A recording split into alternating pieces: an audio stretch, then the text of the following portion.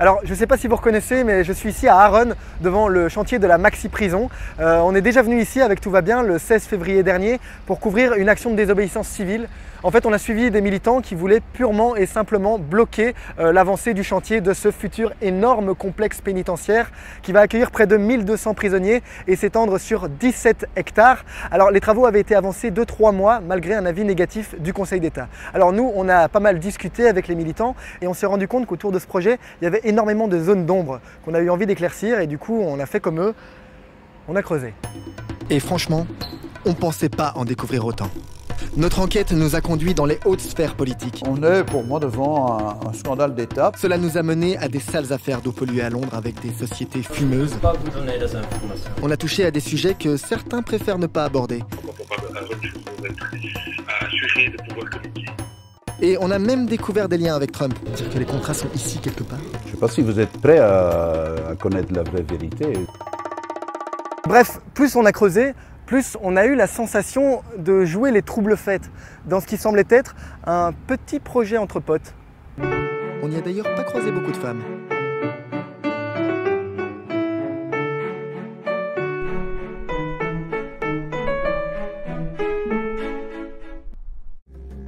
Pour commencer, revenons brièvement à l'origine du projet. En 2008. Prisons belges qui sont dans un état lamentable. À l'époque, la Belgique se faisait lyncher pour sa politique carcérale toute pourrie. Surpopulation, taux de récidive de plus de 50%, état de dégradation lamentable des prisons de Saint-Gilles-et-Forêt, la Cour des droits de l'homme condamnait l'État belge pour traitement inhumain et dégradant des détenus. Bref, il fallait faire quelque chose. Et pour répondre à cela, le gouvernement Le Terme 2, en 2008, a rédigé un master plan dans lequel il annonce la rénovation des prisons existantes de Saint-Gilles-et-Forêt et la construction de petits complexes de maximum 400 places afin d'absorber la surpopulation carcérale. 400 places, maximum, pour garantir un régime à la fois ferme et humain dans les prisons. Bon, pour le régime ferme, on ne sait pas, mais en tout cas pour le côté humain, tous les spécialistes sont d'accord avec eux. Les maxi-prisons sont un désastre. Et pourtant, en 2010, surprise, le gouvernement annonce la fermeture des prisons du centre de Bruxelles grâce à la construction d'une maxi-prison de 1200 places ici.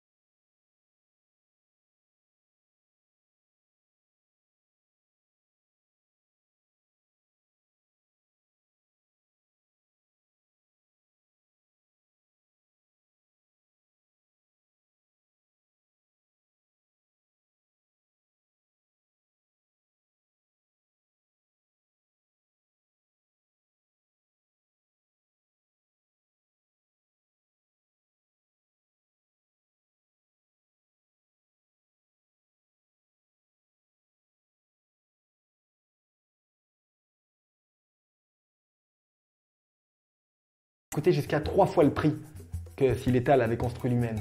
Parce que les entreprises, leur intérêt, c'est de faire du bénéfice. Et pour ça, les PPP, c'est un bon plan. Les États sont de bons payeurs, et moyennant de bonnes négociations, il y a moyen d'avoir quelques clauses sympas dans le contrat. Par exemple, aux États-Unis, les sociétés qui sont chargées de la gestion des prisons obligent l'État à les remplir entre 80 et 100% sous peine d'indemnité. Et puis, s'il n'y a pas assez de criminels, on en trouve. Et ça te donne envie d'aller voir ce qu'il y a dans le contrat de la prison de Aron. Bon, on récapitule. Comment on est passé du master plan de 2008 à la maxi prison de Aron? Pourquoi notre gouvernement a fait le choix d'un partenariat privé-public? Et enfin, qu'est-ce qu'il y a dans ce contrat? Pour répondre à ces questions, rien de tel que la personne à l'origine du projet.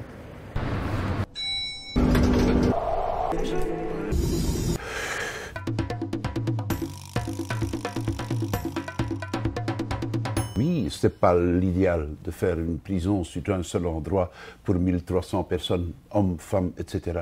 Mais moi, j'étais et je suis encore toujours convaincu qu'avec une bonne architecture, l'effet méga macho disparaissent sur base d'une bonne organisation sur le terrain même. Donc moi, j'en étais convaincu. Je n'ai pas vu les derniers plans, je ne sais pas comment ça a évolué, c'est plus de ma responsabilité. Mais donc, je sais que j'ai poussé le dossier, oui, parce que j'en avais marre d'être confronté tout le temps avec toutes les critiques de tout le monde.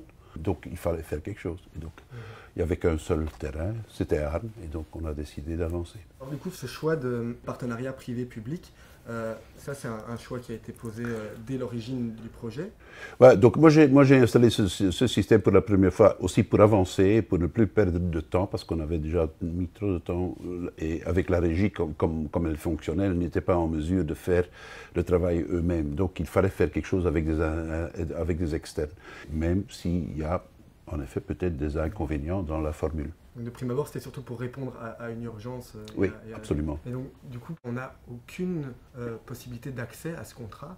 Je pense qu'il faut demander, c'est la loi sur openbaarheid van bestuur. Hein, donc, il y a une loi qui règle tout ça. Oui. Bon, Openbaarheid van bestuur. Hein. On va tenter notre chance. Hein. Oui, il faut y aller. Hein. Je ne sais pas si vous êtes prêt à connaître la vraie vérité. S'il n'y a pas de problème, il n'y a pas de problème. Hein. Il faut l'accepter aussi. Hein. On ne demande pas mieux. Mais on vous avoue qu'on a comme un doute. En tout cas, la bonne nouvelle, c'est que le contrat serait facile à trouver. Il suffit de demander à la Régie des bâtiments, l'organisme qui gère l'ensemble des bâtiments publics en Belgique.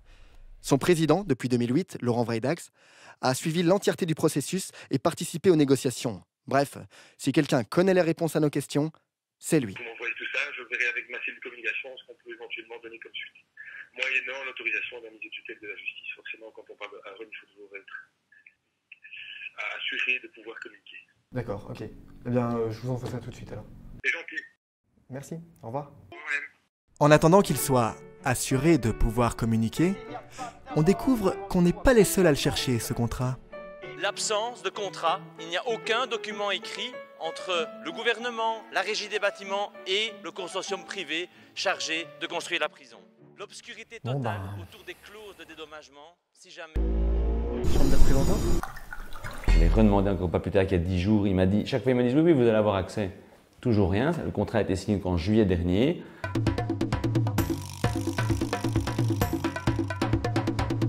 On ne connaît pas les montants. On parle de 2 milliards à 3 milliards d'euros, mais donc c'est immense déjà pour le contribuable, bon, sur 25 ans, hein. Mais quand même. Et pourquoi c'est si cher? C'est parce que c'est aussi un PPP, c'est-à-dire que Cafaso construit la prison et la prison lui appartient et l'État va payer un loyer à Cafaso pour utiliser le lieu et utiliser les services tout autour. Chaque fois que vous voulez appeler un jardinier pour arroser les plantes, c'est une facturation, hein, donc avec évidemment une marge, etc., puisque voilà, une marge commerciale. C'est des éléments un peu, je dirais, au compte-gouttes qu'on nous donne et qui donnent vraiment une impression de grande opacité et d'arrangement entre amis, quoi. Bienvenue. On est pour moi devant un scandale d'État. Parce qu'on n'a pas le contrôle de la dépense publique par rapport à un projet qui va sans doute être complètement prohibitif sur le plan budgétaire. Comme je dis, il y a le coût d'investissement, mais il va y avoir le coût d'entretien sur X années et que l'État va payer à travers une location, tout simplement, et ça va être prohibitif. Mais tout ça, je ne peux pas le savoir. Mais là, on voit bien que M. Yann Bonne, comme d'autres, disait non, on continue ce projet, il nous faut la méga-prison. D'ailleurs, Koen Geens continue à le dire, il dit très clairement, c'est un excellent projet, c'est un projet qui nous convient, on l'a lancé et on va continuer à le soutenir, quoi qu'il advienne, quelles que soient les embûches, arrêt du Conseil d'État ou pas arrêt du Conseil d'État, difficultés en cours d'exécution du marché, on continue, on trace. Comme un bulldozer. Voilà. C'est vrai que Koen Geens connaît bien le dossier. Il n'a cessé de pousser le projet à différents postes ministériels. Et pas seulement. Avant ça, son cabinet d'avocat d'affaires, Eubelius, qu'il a quitté au moment de prendre ses fonctions, avait répondu au marché public au sein d'un consortium qui ne sera malheureusement pas sélectionné. Bonjour, je suis bien au SPF Justice, donc c'est pas possible. Dommage. Il aurait pu nous expliquer pourquoi Eubelius se vante d'avoir rédigé les contrats et participé aux négociations. Chou blanc aussi du côté du ministre-président de la région Bruxelles-Capitale, Rudy Vervoort, qui pourtant aurait pu nous éclairer sur son intervention en 2015 où il déclare que le projet de Aaron avait été décidé en 2007, soit avant le masterplan de 2008. Je pense que c'est le mieux de parler avec quelqu'un du régie des bâtiments. Bon, tout pointe en tout cas vers Laurent Vreidags et la régie des bâtiments. D'ailleurs, de ce côté-là, ça avance. On poursuit le ping-pong de mails, on finira par la voir cette interview. En attendant, penchons-nous un peu sur l'autre aspect du partenariat public-privé, à savoir le privé. La construction de la prison serait confiée à un consortium, une sorte de conglomérat de multinationales dénommé Cafaso, qui n'existe d'ailleurs officiellement que depuis quelques mois, et qui, comme le contrat, fait dans la discrétion. Pas de site internet, pas de téléphone, mais une adresse. Et devinez où ? À Aaron, bien sûr. THV Cafaso Construction. Des espèces de mains en grillagé, là. On va voir. C'est ici ? Bonjour.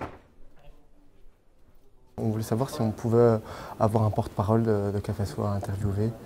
Bonjour, je fais partie d'un média indépendant qui s'appelle Tout va bien. On ne sait même pas pourquoi vous avez été choisi et pas les autres. Je ne peux pas vous donner des informations. Qu'est-ce qui fait que vous avez plus de qualité que les autres sociétés pour gérer ce dossier? On ne peut pas vous donner l'information, il faut aller au régie de bâtiment. Il n'y en a même pas un montant approximatif et aucun document ici qu'on pourrait consulter Non.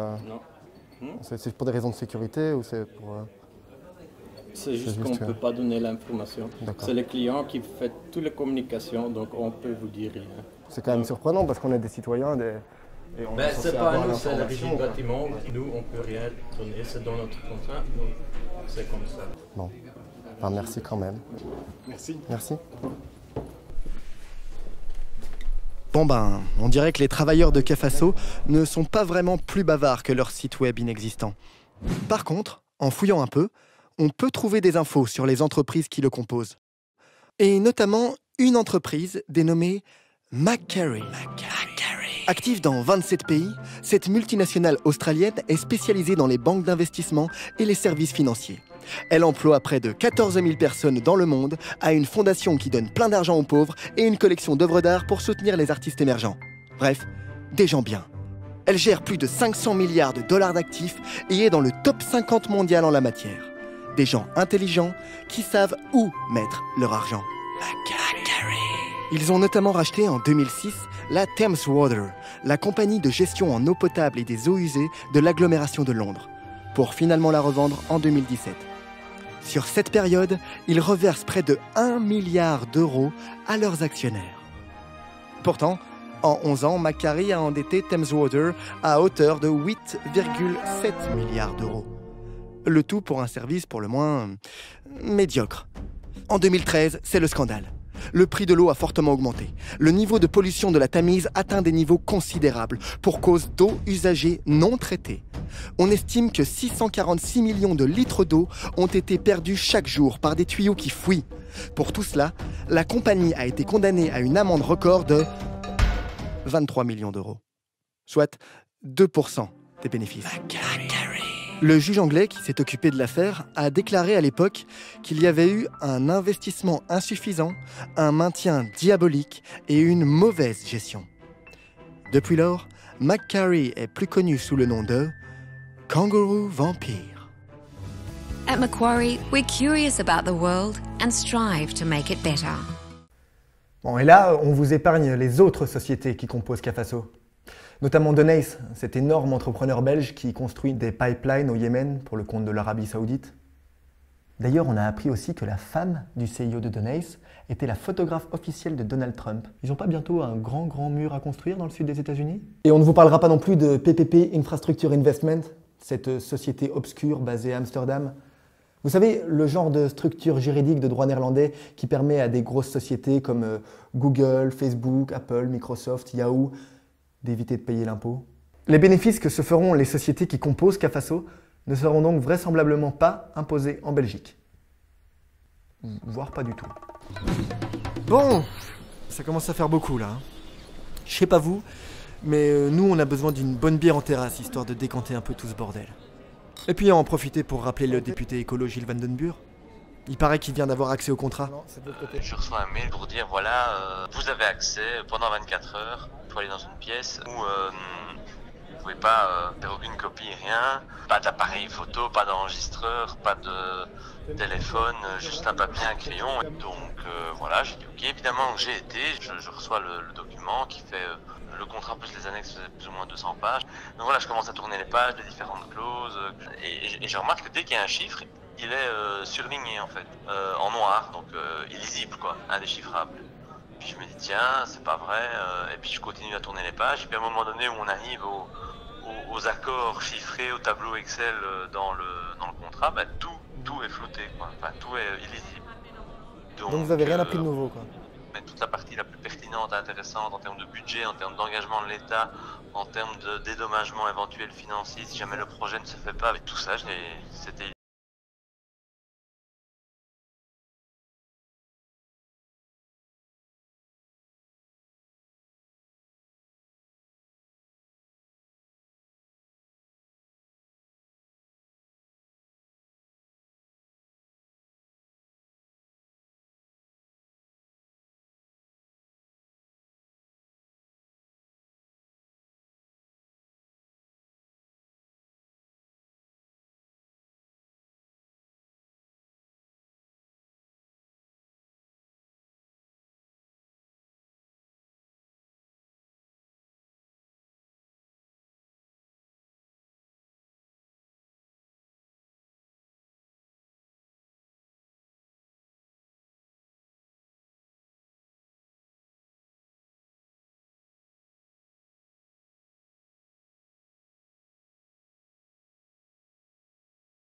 diffuser les chiffres dont il est aussi propriétaire. Donc il y a des informations qui appartiennent à CAFASO et qui font partie prenante de ce contrat. Un contrat, c'est toujours entre deux parties. Entre l'État et le privé, mais l'organe qui contrôle l'État n'a pas la possibilité de contrôler. J'ai l'impression que c'est le privé qui a le contrôle. C'est le privé qui a le contrôle de ces chiffres. Du coup, le choix d'un PPP, est-ce que vous pensez que c'est une bonne solution pour les dépenses publiques ? Par le passé, quand on construisait une prison, on allait d'abord chercher un architecte, on allait chercher un constructeur, un entrepreneur, puis on allait chercher une entreprise qui entretenait le bâtiment, et puis on allait chercher les financements, et puis on allait chercher les partenaires nécessaires pour exploiter la prison. Aujourd'hui, dans une procédure de marché public, avec un consortium privé qui représente finalement à lui et qui rassemble en son sein l'ensemble des compétences, nous n'avons plus qu'un interlocuteur qui est responsable de tout. Alors oui, on pourra toujours prétendre que le privé coûtera peut-être toujours plus cher que le public, pour la simple et bonne raison que le privé, dans ce genre de procédure, prend un risque. Il prend un risque de construire à ses frais, de dessiner à ses frais, et de mettre à disposition à ses frais un bâtiment que nous ne payerons, par indemnité d'occupation annuelle, qu'à partir du moment où nous serons satisfaits du produit. Ce consortium CAFASO, il est quand même composé de partenaires qui sont assez obscurs. Macquarie a une réputation quand même assez douteuse dans le milieu, on les appelle quand même les kangourous vampires dans le milieu de la finance.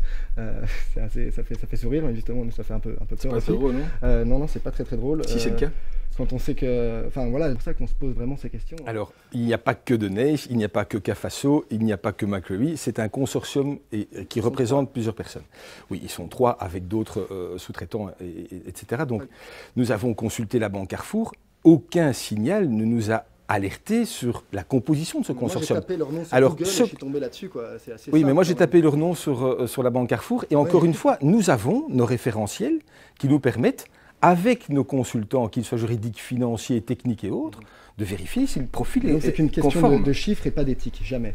C'est une question, tant que Denez exerce en Belgique, tant que Macquarie exerce en Belgique, et qu'aucune autre instance plus compétente que la régie n'émet des critiques par rapport à leur façon de fonctionner, ou interdisent purement et simplement leur activité en Belgique, qui sommes-nous pour les refuser, puisque ces gens ont accès au marché belge? On a été choisir le candidat qui répondait à nos critères de performance, à nos critères de sélection et qui offrait les meilleurs avantages, en tout cas les meilleures conditions financières pour un projet de cette ampleur-là. Décidément, on n'a pas les mêmes critères. Et apparemment, il n'y a pas que nous que ça dérange.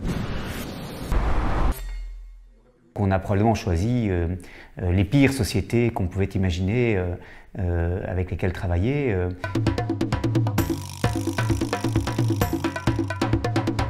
C'est inouï que dans le choix des partenaires de la politique pénitentiaire de la Belgique, quand même, on n'ait pas des critères minima qui s'assurent que l'on travaille avec des entreprises qui sont recommandables et qui respectent certains critères éthiques de responsabilité sociétale.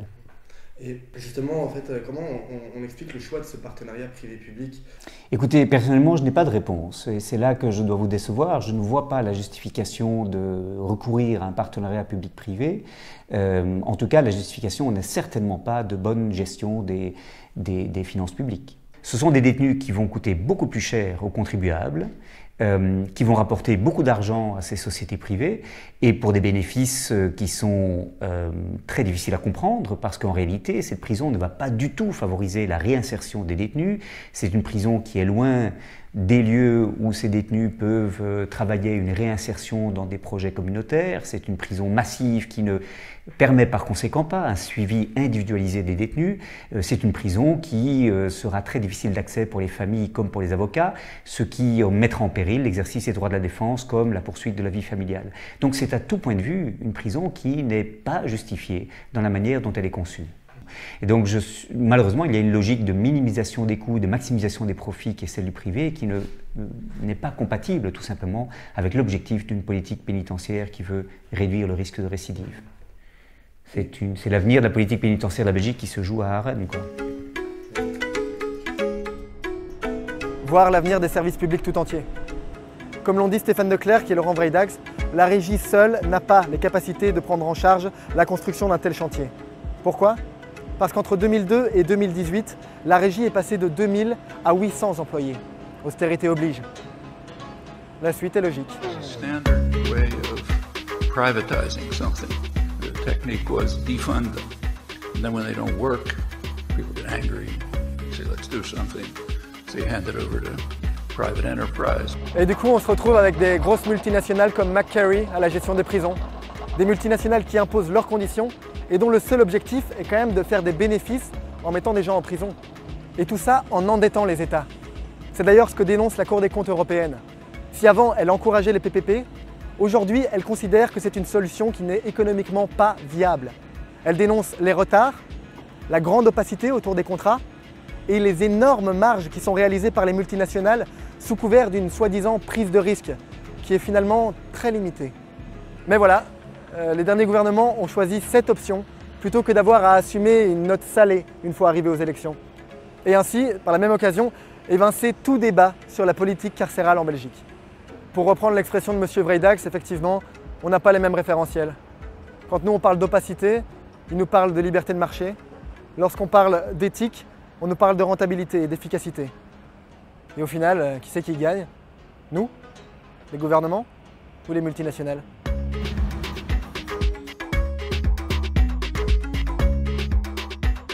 Et voilà, c'est terminé pour cette enquête, cette toute première enquête, tout va bien. Alors n'hésitez pas à donner vos commentaires, vos retours justement par rapport à ce nouveau format.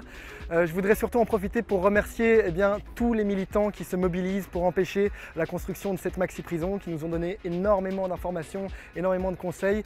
Et si vous aussi vous voulez vous documenter plus en profondeur, il y a un livre qui vient de sortir qui s'appelle Ni prison ni béton. Qui collecte donc l'ensemble des documents qui reprennent toute l'histoire de la lutte. Voilà, allez-y, ça vaut la peine. Puis alors pour nos sources à nous, il suffit de voir dans les commentaires ici en dessous. Alors on n'a pas eu la possibilité de traiter la question épineuse de la politique carcérale en Belgique, mais vous inquiétez pas, on va revenir dans une nouvelle vidéo pour traiter ça en profondeur. Et puis pour le reste, si vous avez aimé, n'hésitez pas à partager, à liker, vous savez comment faire. Ciao ciao.